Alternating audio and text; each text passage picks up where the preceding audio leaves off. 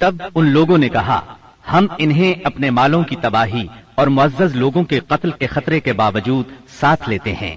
अल्लाह के रसूल, बतलाइए इसके बदले में हमारे लिए क्या है?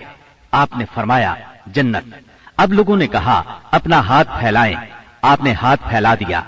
सब लोग बैत के लिए लपके, मगर ऐन उस लम्हे आपका हाथ असद बिन जुरारा रज़ी अल्लाह अन्हु ने पकड़ लिया और कहा, अहले यस्रिब, जरा ठहरो, हम आपकी खिदमत में लंबा सफर करके इस यकीन के साथ हाजिर हुए हैं कि आप अल्लाह के रसूल हैं। आज आपको यहां से ले जाने का मतलब है सारा अरब हमारा दुश्मन हो जाएगा। हमें अपने सरदारों का कत्ल और तलवारों के वार बर्दाश्त करना होंगे। अब अगर आप सब लोग ये बात बर्दाश्त करने के लिए तैयार हैं तो इन्हें ले लें। इस सूरत में आपका अज्र अल्लाह के हां है, और अगर आप लोगों को अपने बारे में कोई अंदेशा है तो इन्हें अभी छोड़ दें। ये उज्र अल्लाह के नजदीक ज्यादा काबिल कबूल होगा। ये सुनकर लोगों ने कहा, असद, अपना हाथ हटाइए। अल्लाह की कसम, ना हम इस बैत को छोड़ सकते हैं ना तोड़ सकते हैं। इसके बाद एक एक आदमी ने उठकर बैत की। राजेह तरीन कौल के मुताबिक सबसे पहले बैत करने वाले खुद असद बिन जुरारा रजी अल्लाह अन्हो थे। एक कौल ये भी है कि सबसे पहले बैत अबुल हैसम बिन तय्यहान ने की। एक तीसरा कौल ये है कि सैयदना बरा बिन मारूर ने सबसे पहले बैत की। दोनों औरतों की बैत सिर्फ जुबान से हुई। इनसे आपने मुसाफहा नहीं फरमाया, बल्कि फरमाया, बस इनकी बैत हो गई, मैं औरतों से मुसाफहा नहीं करता। बैत मुकम्मल हो चुकी तो रसूलुल्लाह सल्लल्लाहु अलैहि वसल्लम ने फरमाया, अपने में से 12 नकीब पेश करें जो अपनी कौम के निगरान होंगे, उनके मुआमलात के जिम्मेदार होंगे। इस पर 9 आदमी खजरज से और 3 आदमी औस से मुंतखब किए गए। जब उनका इंतखाब हो चुका तो रसूलुल्लाह सल्लल्लाहु अलैहि वसल्लम ने फरमाया, आप लोग अपनी कौम के तमाम मुआमलात के जिम्मेदार हैं, जिस तरह ईसा अलैहिस्सलाम के हवारी उनकी तरफ से कफील हुए थे, और मैं अपनी कौम यानी मुसलमानों का कफील हूं। उन सब ने एक जुबान होकर कहा, जी हां। तो ये थी दूसरी बैत अक़बा। ये नबी सल्लल्लाहु अलैहि वसल्लम की जिंदगी में अब तक की सबसे बड़ी बैत थी। इस बैत की वजह से हालात का रुख तब्दील हुआ, तारीख ने एक अहम मोड़ लिया। अक़बा की पहली और दूसरी बैत के बाद यस्रिब में मुसलमानों को अमन और पनाह की जगह मिल गई। इसलिए नबी करीम सल्लल्लाहु अलैहि वसल्लम ने मक्के के मुसलमानों को इजाजत दे दी कि वो अपना वतन छोड़कर शहर मदीना हिजरत कर जाएं। मक्का में अब गिनती के चंद मुसलमान रह गए थे। नबी करीम सल्लल्लाहु अलैहि वसल्लम सैयदना अबू बकर सिद्दीक रज़ी अल्लाह अन्हु और सैयदना अली रज़ी अल्लाह अन्हु को खास अहमियत देते थे। इसीलिए कुरैश को अंदाजा था कि अब ये तीनों भी मदीने चले जाएंगे। इन्हें मुसलमानों की मदीना मुनव्वरा की तरफ हिजरत और वहां इनके इज्तिमा से अपने दीन, अपनी तिजारत और अपने वजूद के लिए भी खतरा महसूस हुआ। चुनाचे वो 26 सफर 14 नबूवत बमुताबिक 16 सितंबर 22 ईस्वी जुमेरात के दिन पहले पहर गौर व खौस के लिए दारुन नदवा में जमा हुए। इस इज्तिमा में कुरैश के करीबन सभी सरदार मौजूद थे। इब्लीस भी नजद के एक शेख जलील की सूरत में इजाजत लेकर इनमें शरीक हुआ। इन सब लोगों को असल मसला पेश किया गया। सब ने अपने अपने अंदाज में और अपनी अपनी अक्ल के मुताबिक तजवीज पेश की, लेकिन हर तजवीज में कोई न कोई खामी महसूस हुई। इसलिए तमाम तजावीज रद्द कर दी गईं। अब अबू जहल ने कहा, इसके बारे में मेरी एक राय है। मैंने देखा है कि तुम अब तक इस पर नहीं पहुंचे। वो राय ये है कि हम हर कबीले से एक मजबूत साहिब नसब और बांका जवान मुंतखब करें। इनमें से हर एक को एक एक तलवार दें। इसके बाद सब के सब उस शख्स का रुख करें और उसे एक ही वार में इस तरह कत्ल करें कि सबकी तलवारें उस पर पड़े। इस तरह उसका खून सारे कबाइल में बिखर जाएगा और अब्द मनाफ सारे कबीलों से जंग नहीं कर सकेंगे। इसलिए दियत यानी खून बहा लेने पर राजी हो जाएंगे और वो हम इन्हें दे देंगे। शेख नजदी यानी इब्लीस ने फौरन कहा, ये हुई बात जो इस जवान ने कही। राय हो तो ऐसी, बाकी सब बेकार।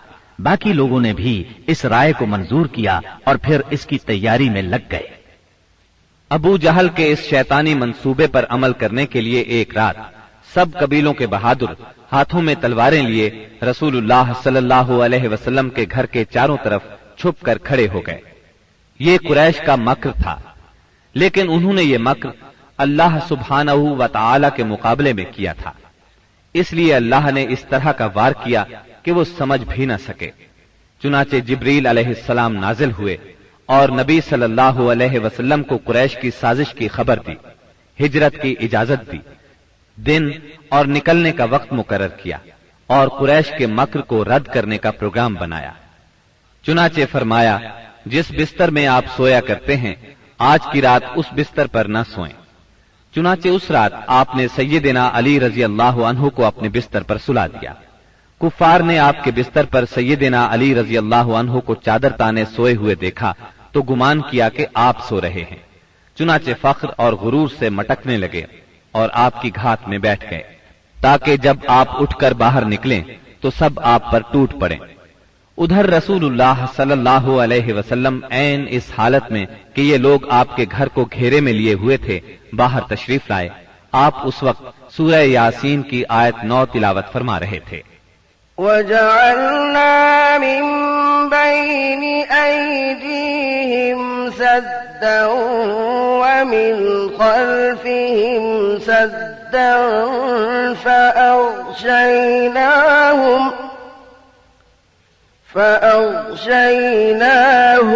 فَهُمْ لَا يُبْصِرُونَ۔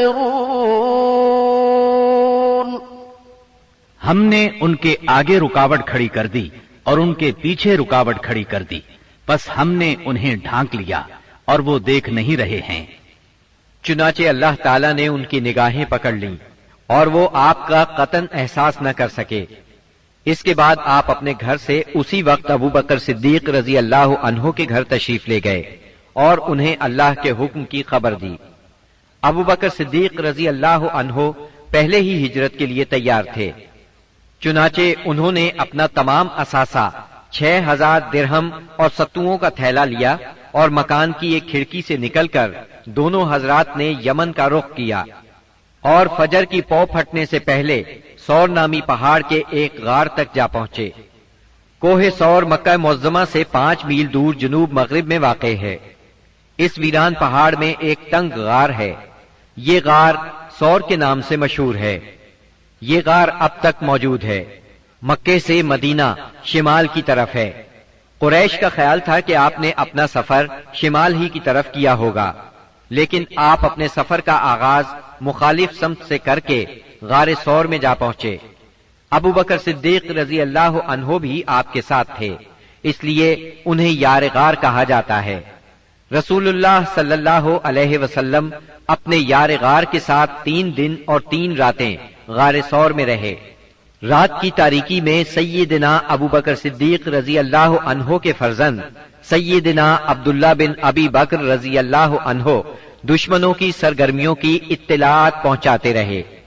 ادھر سیدنا ابو بکر صدیق رضی اللہ عنہ کے غلام عامر بن فہیرہ بکریاں چراتے رہتے اور جب رات کا ایک حصہ گزر جاتا تو ان بکریوں کو لے کر ان کے پاس پہنچ جاتے۔ اس طرح دونوں حضرات دودھ نوش فرما لیتے۔ پھر صبح سویرے ہی عامر بن فہیرہ بکریاں ہانک کر چل دیتے اور وہ بکریوں کو عبداللہ بن ابی بکر رضی اللہ عنہ کے قدموں کے نشانات پر سے لے جاتے تاکہ وہ نشانات مٹ جائیں۔ باقی رہے قریش تو ان کے جوان رسول اللہ صلی اللہ علیہ وسلم کے اٹھنے کے انتظار میں گھر کو گھیرے بیٹھے رہے یہاں تک کہ صبح ہو گئی۔ صبح ہونے پر جب سیدنا علی رضی اللہ عنہ آپ کے بستر سے اٹھے تو قریش کے ہوش اڑ گئے۔ انہوں نے سیدنا علی رضی اللہ عنہ سے آپ کے بارے میں پوچھا تو انہوں نے جواب دیا، مجھے علم نہیں۔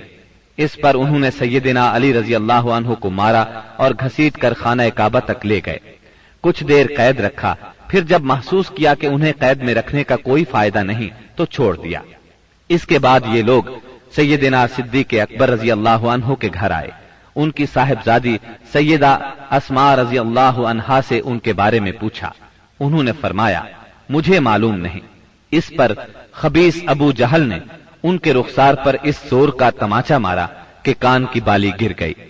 پھر انہوں نے ہر طرف آپ کی تلاش شروع کر دی اور یہ اعلان بھی کیا، جو کوئی ان دونوں کو زندہ یا مردہ حاضر کرے اسے ہر ایک کے بدلے 100 اونٹ انعام میں دیے جائیں گے۔ اس طرح بہت سے لوگ انعام کے لالچ میں نکل کھڑے ہوئے۔ کچھ تلاش کرنے والے غار ثور تک بھی جا پہنچے۔ وہ غار کے اس قدر نزدیک پہنچ گئے کہ اگر جھک کر نیچے دیکھ لیتے تو انہیں دیکھ لیتے۔ یہ صورتحال دیکھ کر سیدنا ابو بکر صدیق رضی اللہ عنہ فکر مند ہوئے۔ آپ صلی اللہ علیہ وسلم نے انہیں غمزدہ دیکھ کر فرمایا، ابو بکر، ایسے 2 آدمیوں کے بارے میں کیا خیال ہے جن کا تیسرا اللہ ہو؟ غم نہ کرو، یقیناً اللہ ہمارے ساتھ ہے۔ اس واقعے کا ذکر سورہ توبہ کی آیت 40 میں آیا ہے۔ إِلَّا تَنصُرُوهُ فَقَدْ نَصَرَهُ اللَّهُ إِذْ أَخْرَجَهُ الَّذِينَ كَفَرُوا ثَانِيَ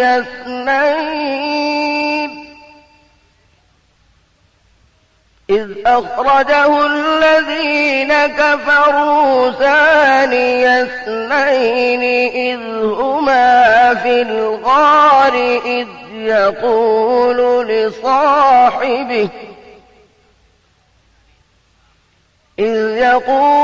لِصَاحِبِهِ لَا تَحْزَنْ إِنَّ اللَّهَ مَعَنَا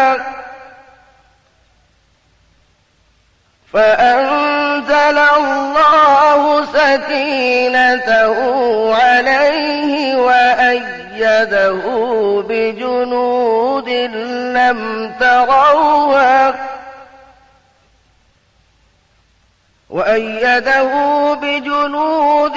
لَّمْ تَرَوْهَا وَجَعَلَ كَلِمَةَ الَّذِينَ كَفَرُوا السُّفْلَىٰ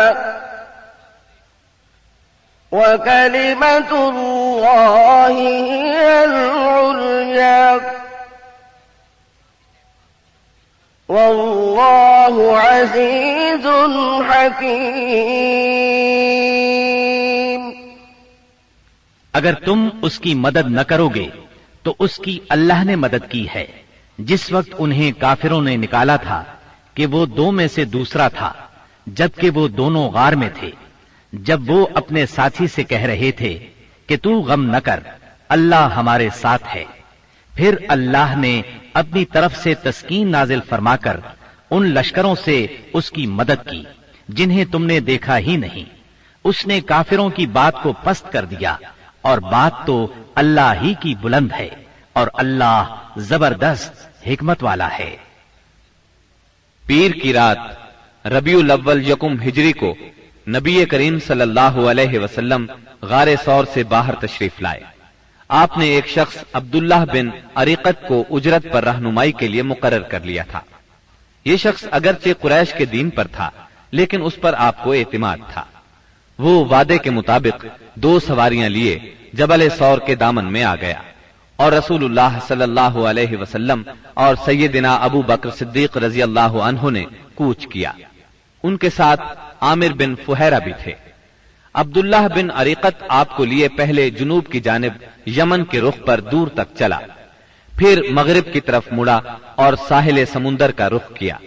ساحل کے قریب پہنچ کر وہ شمال کی طرف مڑ گیا اور ایک ایسے راستے پر چلا کہ اس پر کوئی مشکل ہی سفر کرتا تھا۔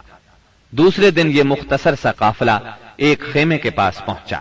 یہ خیمہ خدید کے اطراف میں مشلل کے علاقے میں تھا۔ مشلل مکہ معظمہ سے 130 کلومیٹر کے فاصلے پر ہے۔ اس خیمے میں ایک عورت موجود تھی۔ آپ نے اس عورت سے فرمایا، تمہارے پاس کھانے کے لیے کچھ ہے؟ اس نے معذرت کی اور بتایا، میری بکریاں چرنے کے لیے گئی ہیں۔ خیمے میں آپ کو ایک بکری نظر آئی، وہ بہت کمزور تھی، ریوڑ کے ساتھ نہیں جا سکتی تھی، اس لیے خیمے میں موجود تھی۔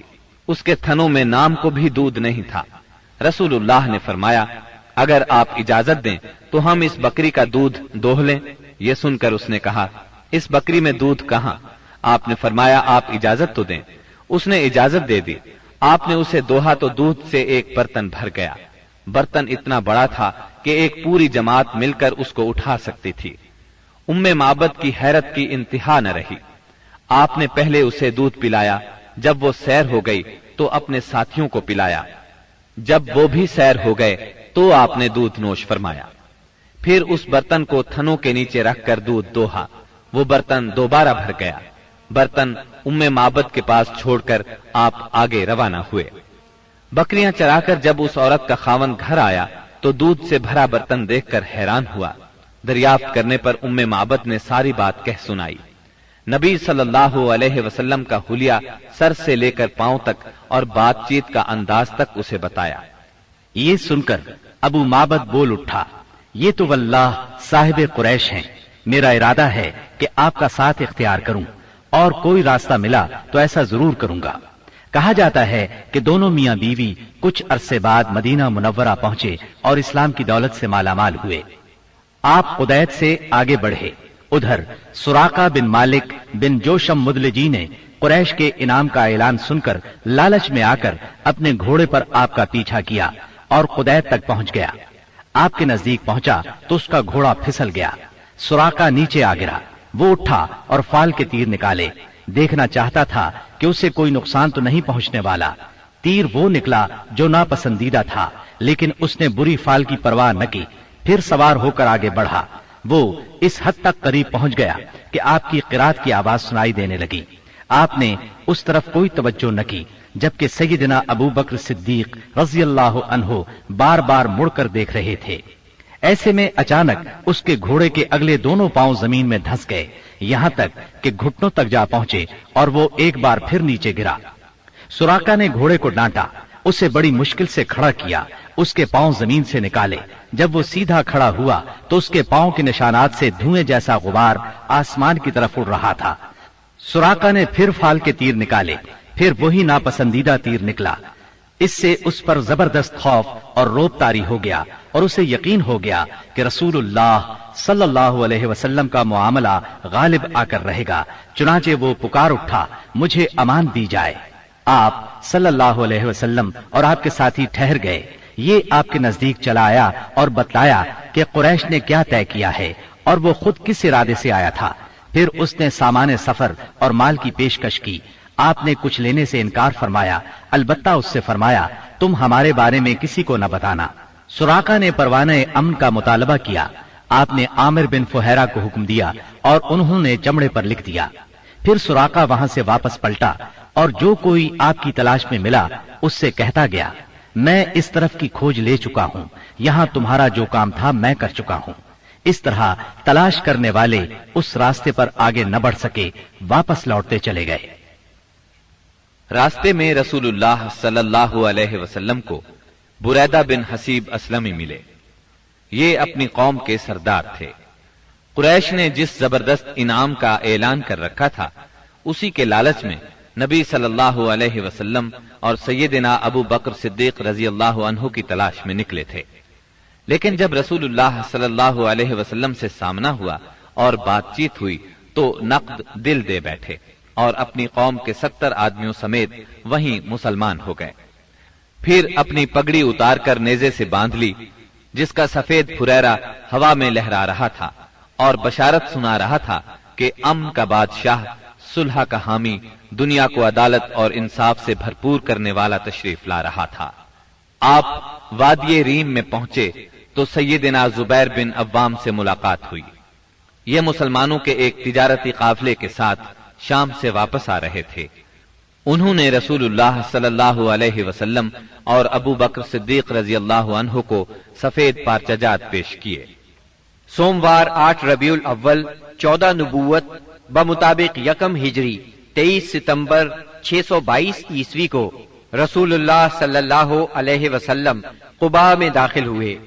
ادھر اہل مدینہ نے جب سے رسول اللہ صلی اللہ علیہ وسلم کی روانگی کی خبر سنی تھی، روزانہ صبح ہی صبح حرہ کی طرف نکل جاتے تھے، اور جب سخت دوپہر ہو جاتی تو واپس پلٹ آتے۔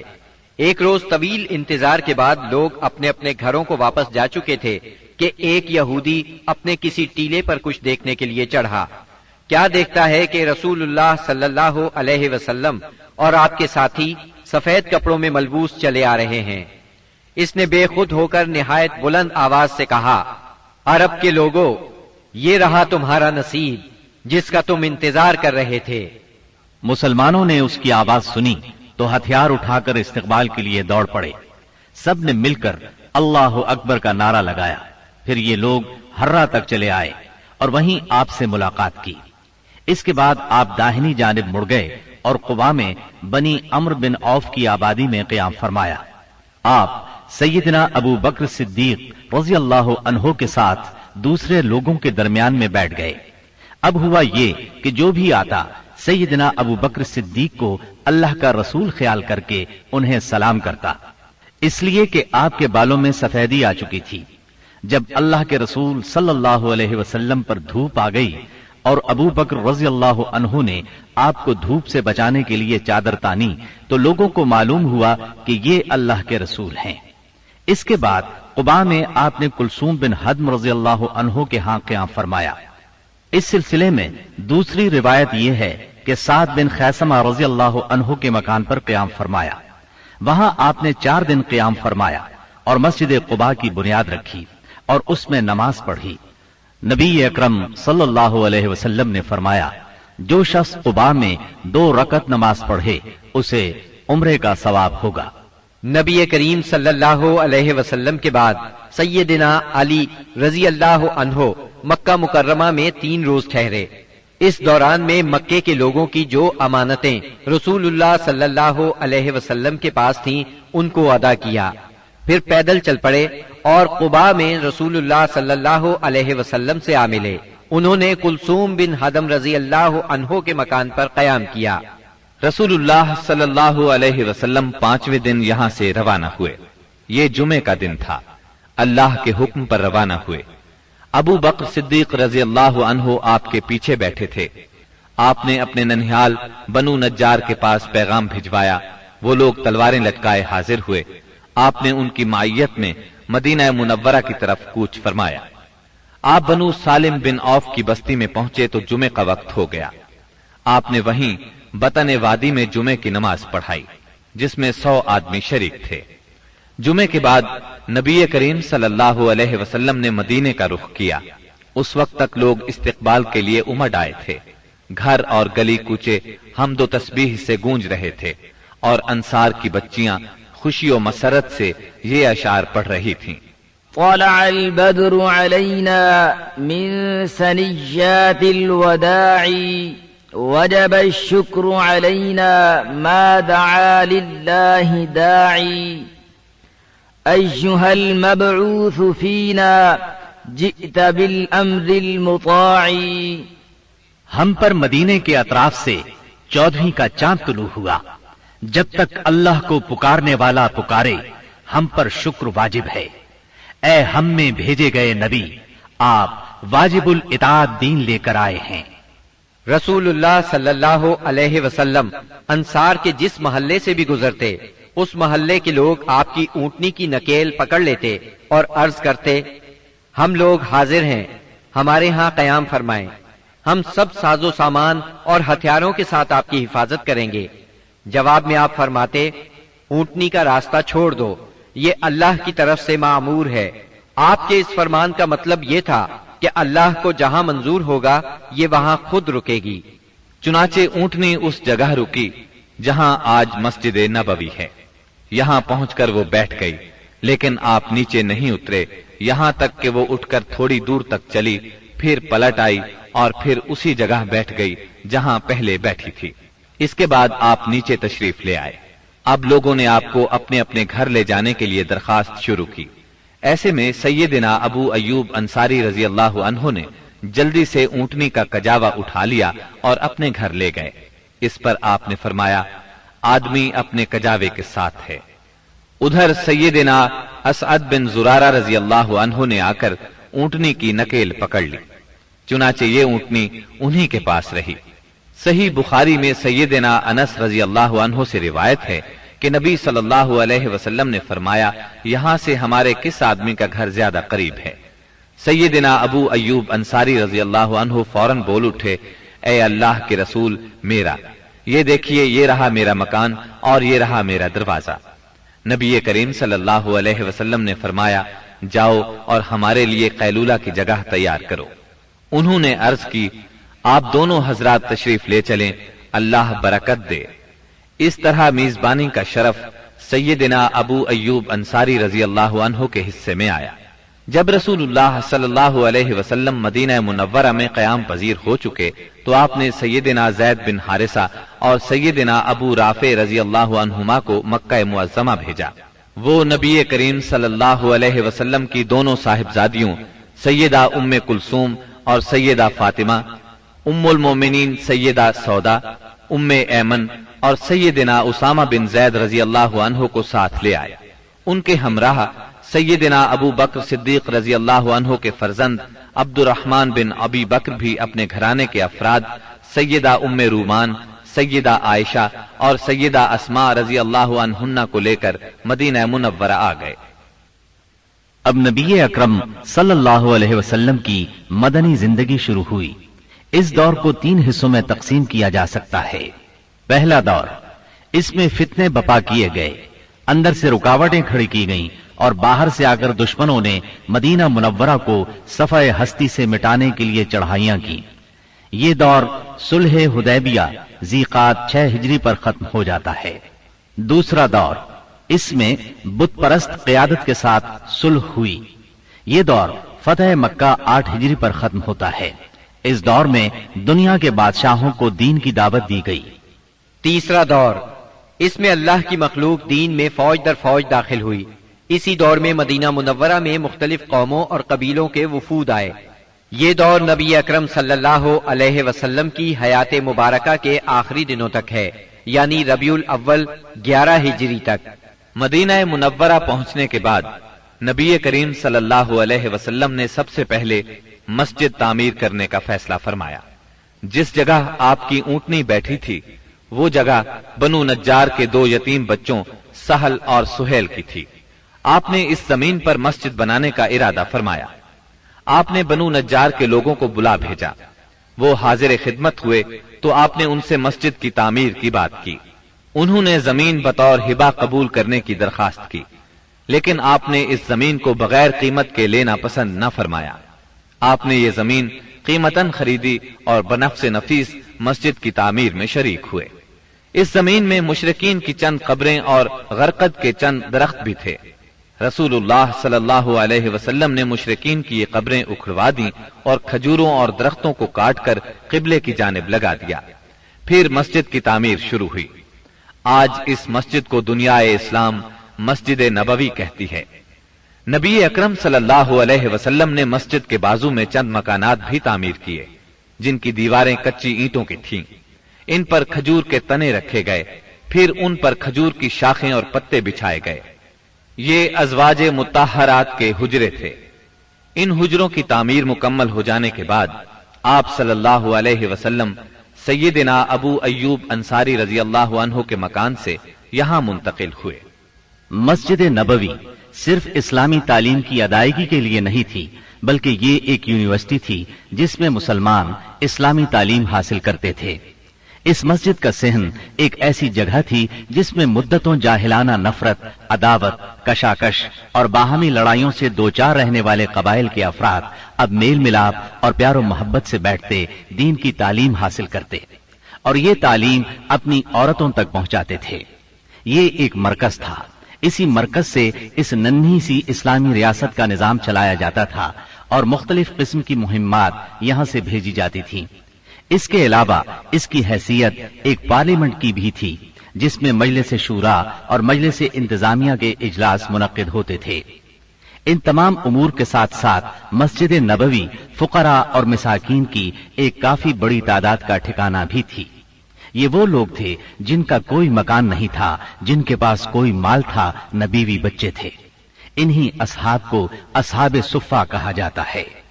اب مسلمان 5 نمازیں باجماعت ادا کرنے کے لیے حاضر ہو رہے تھے اور اس کے لیے وہ وقت کا اندازہ لگاتے تھے، مگر دقت یہ تھی کہ کوئی بہت پہلے آ جاتا تھا تو کوئی دیر سے پہنچتا۔ چنانچہ نبی کریم صلی اللہ علیہ وسلم اور مسلمانوں نے مشورہ کیا کہ کوئی ایسی علامت اختیار کی جائے جس سے سب کو وقت کا پتہ چل جائے۔ سیدنا عمر رضی اللہ عنہ نے کہا، کیوں نہ کسی آدمی کو بھیج دیا جائے جو الصلاۃ جامعۃ یعنی نماز جمع کرنے والی ہے پکار دیا کرے۔ رسول اللہ صلی اللہ علیہ وسلم نے یہی رائے قبول کی اور اسی پر عمل کیا۔ پھر عبداللہ بن زید بن عبد ربہ انصاری رضی اللہ عنہ نے خواب میں اذان سنی اور آ کر رسول اللہ صلی اللہ علیہ وسلم کو خبر دی۔ آپ نے فرمایا یہ سچا خواب ہے۔ پھر آپ نے حکم فرمایا کہ وہ سیدنا بلال رضی اللہ عنہ کو یہ کلمات القاء کرتے جائیں اور بلال پکارتے جائیں، کیونکہ ان کی آواز زیادہ بلند اور سریلی ہے۔ چنانچہ سیدنا بلال رضی اللہ عنہ نے اذان کہی۔ ان کی آواز سن کر سیدنا عمر رضی اللہ عنہ اپنی چادر گھسیٹتے ہوئے آئے اور بولے، اے اللہ کے رسول، اللہ کی قسم میں نے بھی خواب میں یہی الفاظ سنے ہیں۔ اس سے اس خواب کی مزید تائید ہو گئی اور اسی روز سے یہ اذان اسلام کا شعار بن گئی۔ مسجد کی تعمیر سے فارغ ہو کر رسول اللہ صلی اللہ علیہ وسلم کو ان مہاجرین کی فکر لاحق ہوئی جو مکہ معظمہ سے بے سر و سامان نکلے تھے، صرف ایمان اور اسلام کی دولت ساتھ لائے تھے۔ چنانچہ آپ نے مہاجرین اور انصار کے درمیان رشتہ اخوت یعنی بھائی چارہ قائم کرنے کی طرف توجہ فرمائی۔ آپ نے انصار کو سیدنا انس بن مالک رضی اللہ عنہ کے گھر جمع فرمایا۔ مہاجرین کی تعداد 45 تھی۔ آپ مہاجرین اور انصار میں سے ایک ایک کو بلاتے گئے اور فرماتے گئے تم بھائی بھائی ہو۔